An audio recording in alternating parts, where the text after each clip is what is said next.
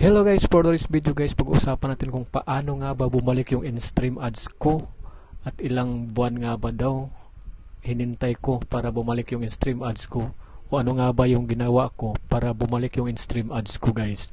Ito po yun guys, kasi hindi ko po makita yung mga violation ko sa long form video ko guys kasi in-stream ads lang yung nasira sa akin guys, na restricted siya guys last year 2023.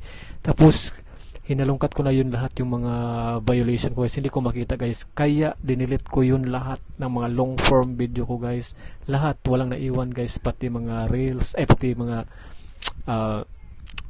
pictures doon, ubos lahat guys. Nag-appeal na ako guys, hindi pa rin bumalik guys.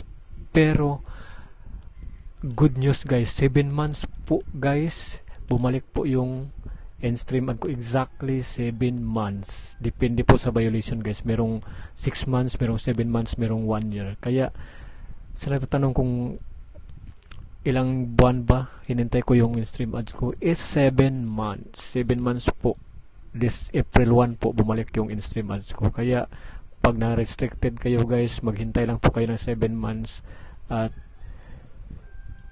delete nyo na rin yung po yung lahat yung mga videos nyo guys kung hindi nyo alam kung ano pong video yung na-restrict or na violation guys, para much better pag na-review ni Meta guys is clear po yun lahat guys, walang violation guys. Kaya thank you.